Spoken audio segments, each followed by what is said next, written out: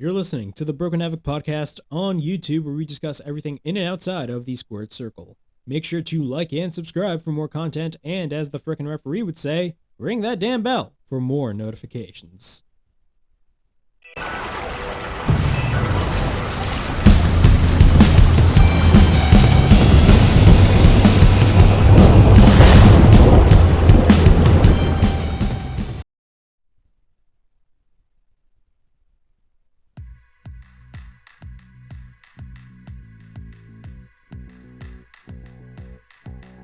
What's up, everybody? It is Broken Havoc here, right here on the Broken Havoc podcast, here to review AEW Battle of the Belts, the show, the TNT special that happened this past Saturday. Overall thoughts on this show, to be quite honest, it was an awesome show. I really enjoyed it. It was an hour of wrestling. It was only 1 hour, which it was actually something I didn't like about this show. But overall thoughts, this was okay. It was actually a really good show. The matches on the card, of course, Dustin Rhodes versus Sammy Guevara for the Interim TNT Championship was an awesome-ass opener. Matt Sydal versus Ricky Starks for the FTW Championship was an awesome match as well. And also the main event, Riho versus Britt Baker for the women's title, was also like a really good main event in my opinion. And this was actually a match that I really did not care about going into this show. But I will say this, the last few minutes of the match really blew away my expectations. I'm going to be 100% honest with you. But I'm going to be going through all of that. This is not going to be a really long video, considering the fact that, again, this show was only 1 hour, and it flew by. It literally flowed, like, really well. But, yeah, I'm going to be talking about Battle of the Belts. But before I get on with this review, please like and subscribe to this channel, or this video. Like this video and subscribe to this channel for more content. And also, be on the lookout for a vlog that I'm currently editing right now. I'm still working on it, but hopefully I will upload it probably tomorrow, I hope. Literally, I was going to upload this review and actually upload the vlog yesterday, but I just never got around doing it. That's my fault. But yeah, be on the lookout for more videos on this channel. And yeah, let's get straight to Battle of the Belts. Yeah, so Battle of the Belts kicked off with Dustin Rhodes versus Sammy Guevara for the Interim TNT Championship. Originally, this match was supposed to be Cody Rhodes versus Sammy Guevara in a rematch. Of course, Cody Rhodes beat Sammy Guevara on Rampage Christmas Day. Well, the show was pre-taped, but it aired on Christmas Day. And a lot of people were pissed off about it, but AEW knew what the hell they were doing.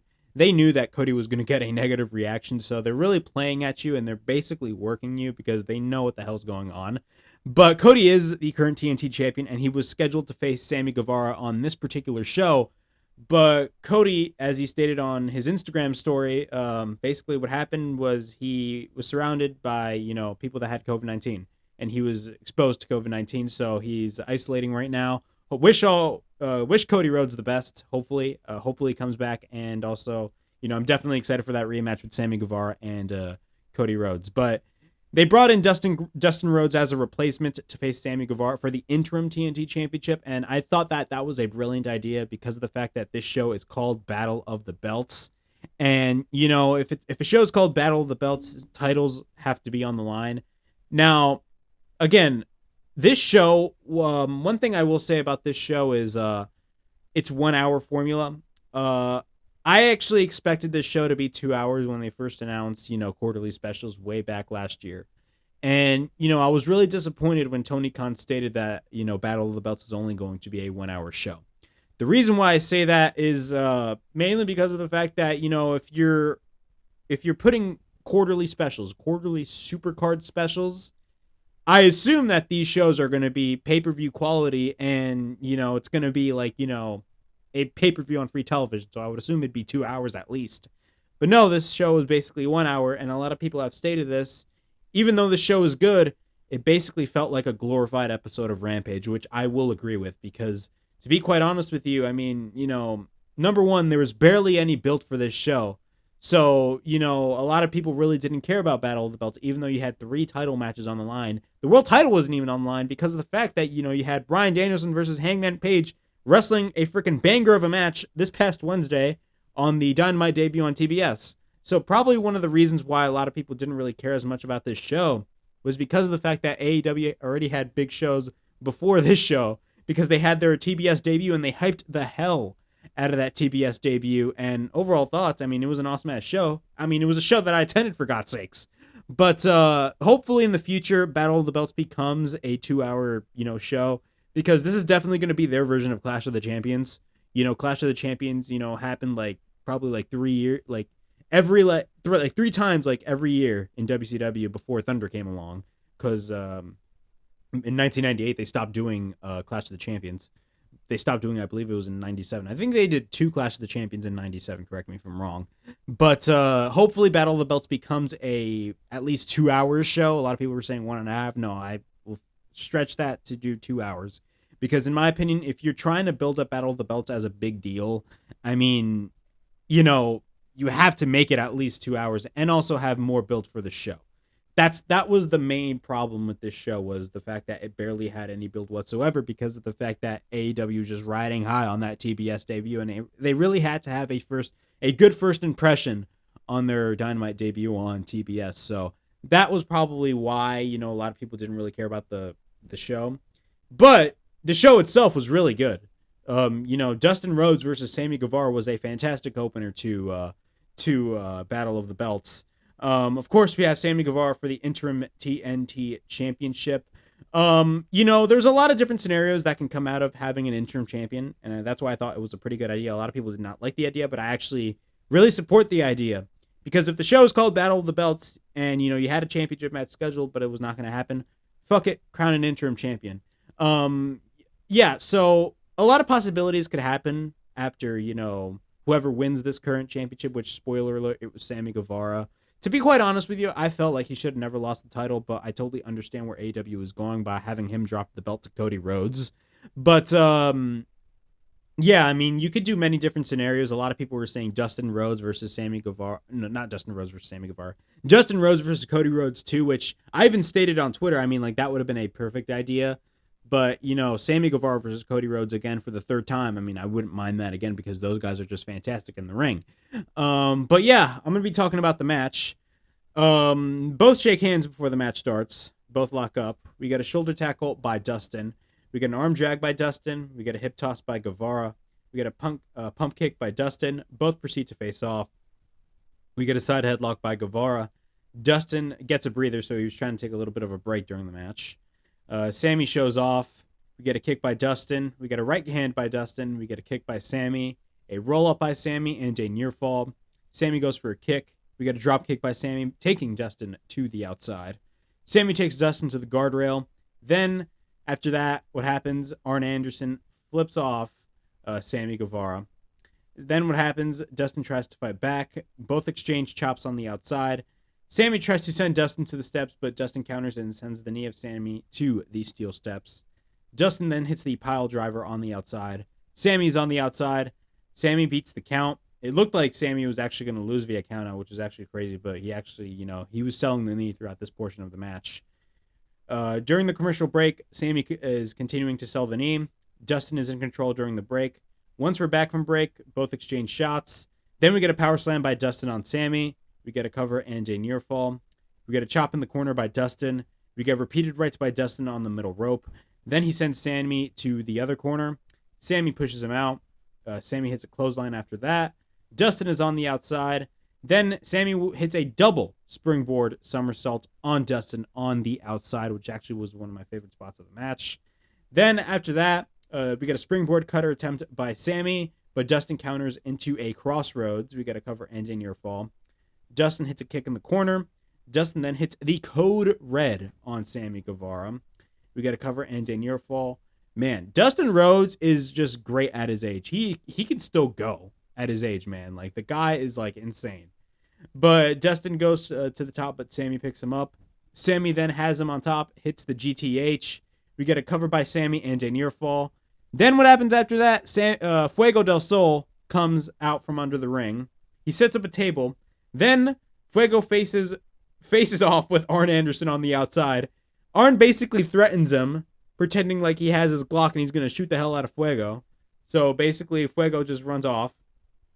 Then Sammy basically wants to hit the Spanish Fly. We get a couple of back elbows by Dustin. Sammy hits a pump kick. Then what happens? Dustin hits a fucking Canadian Destroyer through the damn table. And I will say a lot of people were just shocked about this spot. I mean, he hit a damn Canadian Destroyer. You guys all know the Canadian Destroyer is the single best move in the history of professional wrestling. Shout out to Petey Williams. I've been doing that multiple times on my channel. Shout out to Petey Williams. But we got a cover by Dustin. We get a near fall. Dustin hits the Crossroads. Then he hits a second Crossroads. So kind of like, shades and similarities with his brother Cody, because he's been doing the same thing. He picks up Sammy. He sets up the Tiger Driver 98, but then we get a couple of thrust kicks by Sammy.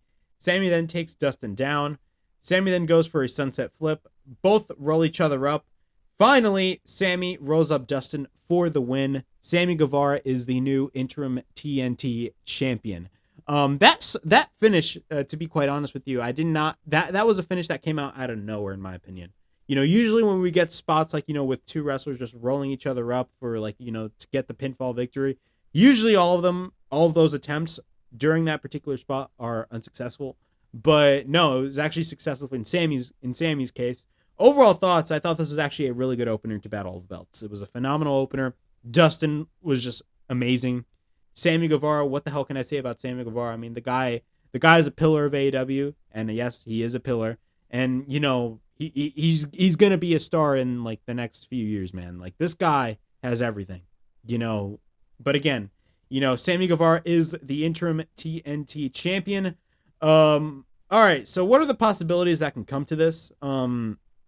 We're definitely going to be getting Sammy Guevara versus Cody Rhodes for the third time. It's definitely going to be title for title to see who is the true TNT champion. When is that going to happen? I would probably say on a random episode of Dynamite. I do not see it happening on Rampage, or maybe at Revolution. Who knows? But after the match, we know that Sammy Guevara will be facing Daniel Garcia on Dynamite, because what happened after Daniel Garcia comes in, both face off. They basically proceed to brawl. The referees come in to try to separate the two, and yeah. So Tony Schiavone backstage interviews Sammy Guevara. Sammy cut probably one of the best promos. I mean, it was not even it was a really, really short promo, but what he stated was just really real, and I definitely feel that emotion whenever Sammy Guevara is speaking. He says he doesn't give a shit about him. Garcia can break his moment, but he will break his face. And next week on Dynamite, it's going to be Daniel Garcia versus Sammy Guevara for the TNT Championship. So on Dynamite, we're going to be getting Sammy Guevara versus Daniel Garcia. Overall, I'm excited for that match. Daniel Garcia is just amazing in the ring, man. The guy is just a technical specimen. And I'm using that, specimen is a WWE word that a lot of people in WWE management would use all the freaking time. But this guy's a crazy ass specimen, But Daniel Garcia and Sammy Guevara is just going to be an awesome match this Wednesday on TBS. I'm really excited about it. We got the FTW Championship match, Ricky Starks versus Matt Sydal, a.k.a. Evan Bourne, because that's how I grew up. I was introduced to Matt Sydal way back in 2010 when he was Evan Bourne in the WWE. And I will say this, Evan Bourne was an MVP back in 2010, trust me. But overall thoughts, this was a good match. Ricky Starks, again, amazing. Matt Sydal, fucking awesome, tremendous wrestler. The guy is just insane. The amount of spots that Matt Sydal does, I mean, holy shit, the guy's crazy. But the match starts. Both face off. We get a couple of kicks and rights by Matt, sending Ricky to the corner. We get a Hurricane Rana by Matt Sydal. Then we get a high kick. Then we get a standing Mariposa by Seidel. Then we get a cover and a near fall. Seidel applies an inside griddle pin attempt. We get a near fall. Then we get a kick by Seidel. Starks takes him down. Then Starks runs into a kick in the corner by Seidel. Starks is on the outside. During the commercial break, Seidel is in control. But then Ricky Starks proceeds to gain control during the break. Once we're back from break, we get a couple of elbows by Starks. We get a twisting Uranagi by Starks. We get a cover and a near fall. We get a kick by Seidel, and then we get a spinning kick by Seidel. We get a sliding knee strike by Seidel in the corner. Then Seidel goes to the top. Starks is already on the top. We get a right hand by Seidel. Then we get a Hurricane Rana off the top by Matt Sydal after that. Then he hits a Michinoku driver. We get a cover and a near fall. We get a roll up by Seidel and a near fall after that. We get a gut wrench by Starks. Then we get a knee by Seidel. Seidel looks for the crucifix. We get a roundhouse kick by Seidel. We get a lightning spiral by Matt Sydal after that. Seidel goes to the top. He hits the Meteora off the top.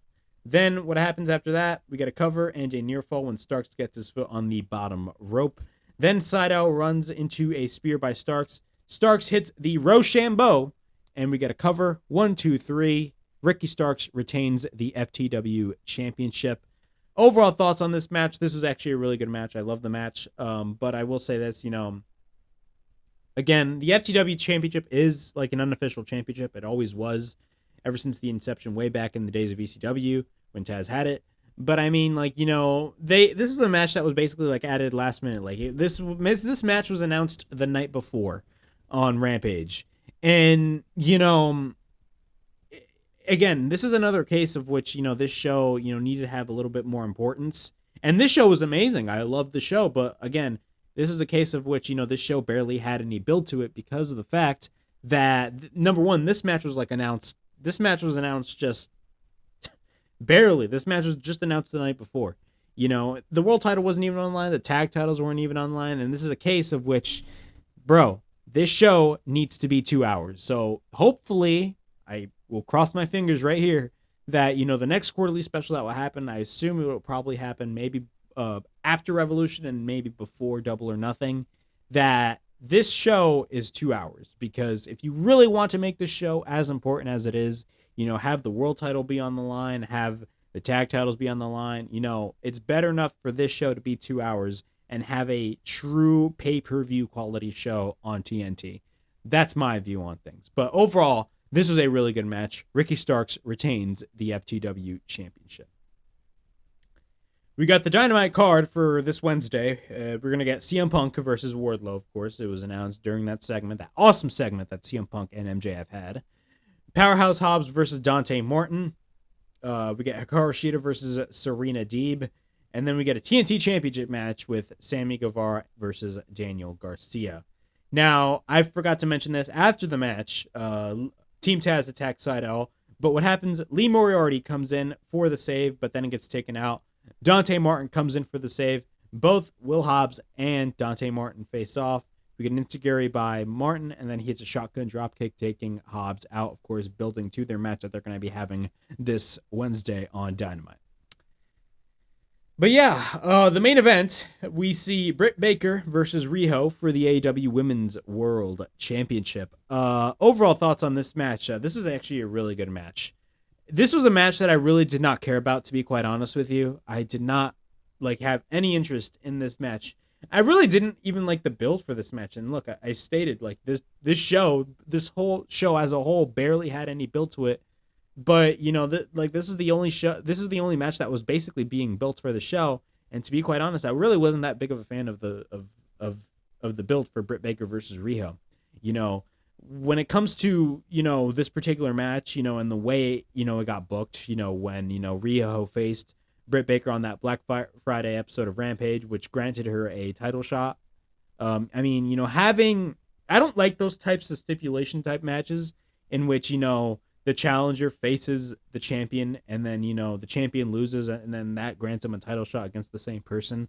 I don't like those stipulations, and I see them all the time on WWE TV. I do not want to see that again in AEW. Come on now. But I will say this match blew away my expectations. I stated this on Twitter. The last few minutes of the match, was really amazing in my opinion. I really enjoyed the last few minutes of this match.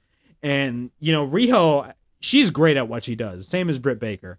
But there was a lot of interference when it came to Jamie Hayter and Rebel. But, Britt Baker is a heel. But, it doesn't matter. But we know for a fact we're going to be getting that match with Thunder Rosa in the future. We know that match is just happening. Come on now, AEW. I feel like they know what they're doing. I think I know what they're doing, because we're definitely going to be seeing Britt Baker versus Thunder Rosa in the near future. I definitely do see Thunder Rosa be the one to take the belt away from Britt Baker. In my opinion, I feel like she is the perfect candidate for it, because number one, Thunder Rosa is a fucking star. She's amazing in the ring, and she's amazing at what she does. You believe everything that Thunder Rosa says. I guarantee you, bro, Thunder Rosa is the one to beat Britt Baker for the AEW Women's title. That's just my opinion. I feel like it's happening. That's just my opinion. But we're going to be talking about Riho versus Britt Baker. Both lock up. Rebel tries to grab the boot of Riho, same as Jamie Hayter. We get a side headlock by Britt. We get a cover, but Riho escapes. We get a drop kick by Riho. Britt is on the outside. We get a diving crossbody off the top by Riho. We get a sling blade by Riho. Jamie at this point is pissed off and, brings out a table. We get a dragon suplex by Riho on Britt Baker. Riho then hits a shotgun drop kick on Jamie Hayter. Both are back in the ring. Riho is on the top and hits a drop kick. Then Britt drives Riho to the turnbuckle. We go to commercial break. We get a roll up by Riho during the break, and we get a near fall. Britt is in control during the break. Once we're back from commercial break, we get a roll up by Riho. We get a double foot stomp. We get double foot stomps by Riho. We get a cover and a near fall. Riho tries to suplex Britt. Britt then sends Riho to the corner. We get a boot by Riho in the corner. Then Britt goes for the leg scissors. Then we get a knee strike in the corner by Riho. Then we get a drop toe hold by Riho after that. We get a tiger fake kick by Riho, and basically that is the 619. I'm just going to call it the 619 because that's what it is. Then Riho applies a submission. Riho gets her hand. Actually, no, Britt applies a submission. Then we get Riho gets her hand on the bottom rope. Then Riho goes to the top. Rebel then pulls Britt out of the way. Rebel goes to the top of Britt on the apron. Riho then hits the double foot stomps on Rebel. I believe it was the double foot stomps. But Riho then goes to the top. We get diving foot stomps by Riho. Britt then counters. Then Britt Baker hits the air raid crash. We get then after that we get a cover and a near fall. Both exchange shots. We get a dragon suplex reversed by Britt Baker. Britt then tries to apply the lockjaw, but Britt makes it to the bottom rope. Rebel and Hayter then interfere. Britt is in the center. We get a roll up by Riho. We get a curve stomp by Britt. We get a cover and a near fall. Hayter then throws the belt in the ring. The referee catches Rebel and kicks her out. Hayter and Baker then argue, so there's a lot of tension going on. And I definitely do see Hayter, splitting off from Britt Baker. But then Hayter and so as they argue, we get a boot by Riho. We get a crucifix bomb by Riho after that. We get a Northern Light suplex by Riho. Riho then runs into a kick. We get a roll up by Riho, and this is where the match gets intense. We get a kick to the face. We get a stomp by Britt. We get a cover and a near fall. Then Britt applies the lockjaw in the center of the ring. Riho taps out. Britt Baker wins the AEW Women. Well, not Britt Baker. She retains the AEW Women's World Championship. Again, near the end of this match, the last few minutes of this match, holy shit, it was probably one of the best, moments I've ever seen. This match was just really cool, really good in my opinion. And again, it blew away my expectations for a match that I really did not give a shit about. I'm going to be honest. I did not care about Britt Baker versus Riho. But I will say, those last few minutes, the match itself was really good. But near the end of the match, that was where the match really got intense. There were some points in the match where I really thought that, Riho was actually going to win the title.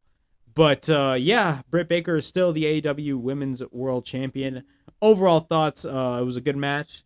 Going in, you knew that Britt Baker was going to retain the title.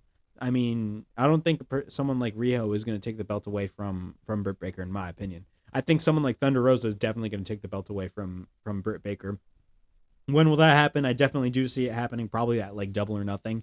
Have Britt Baker have a whole year-long title reign, and then at Double or Nothing, she finally drops the belt to Thunder Rosa.